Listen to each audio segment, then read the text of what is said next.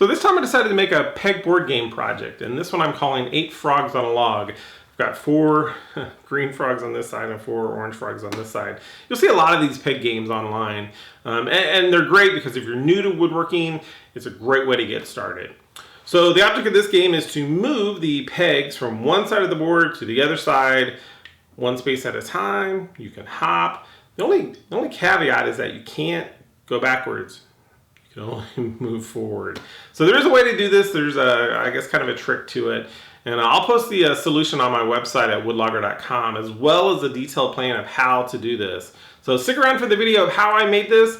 And as always, be sure to check out my website at woodlogger.com, where I will post more information about this project, as well as the other projects I have going on in my shop. So to get started on my one board project, I got really lucky. I had a scrap piece of oak wood that was 2 inches wide. So I ran this through my table saw, trimmed off 1/4 of an inch so that I would have it's 1 3/4 inches wide.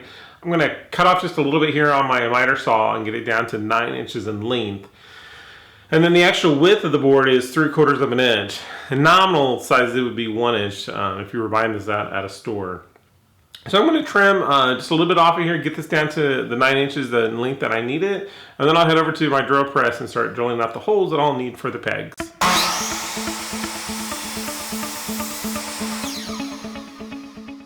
So I wanted to take a quick second and just point something out. I'm getting ready to drill the holes into my board, but depending on the size of the golf tee that you have, the diameter of the drill bit may change. So in this case, I'm going to use a 7/32 drill bit.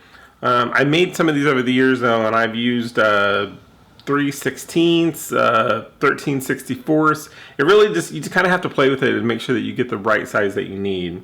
The other thing also to point out is the depth of the hole. I like to go as deep as I possibly can. I'll leave maybe 1/8 of an inch before the drill bit will actually go through. And if you have a drill bit gauge on your drill press, that comes in real handy for these types of repetitive holes. So anyways, I'm going to work on this next. And after that, I'll be heading over to my bandsaw, where I'll be making some additional cuts to kind of round out the board.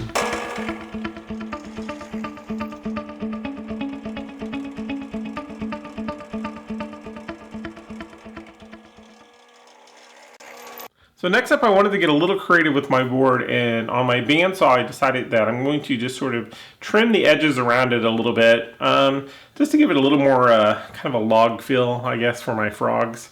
But you can get really creative with this and do some really interesting things. So I'm going to cut this out next.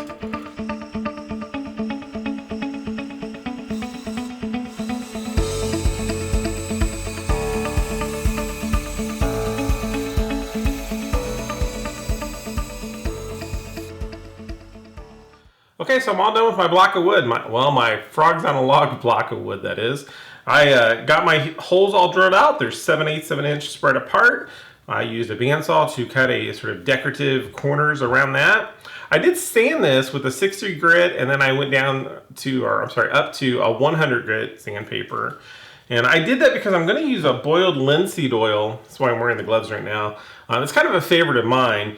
This is a great project though that really lends itself to doing some really kind of funky paint, right? Some different colors since it's a game. But I just wanted the natural look for mine. So anyways, be sure to check out my website at woodlogger.com, where I'll post more detailed information about this project. And be sure to check out some of the other projects that I have going on in my shop.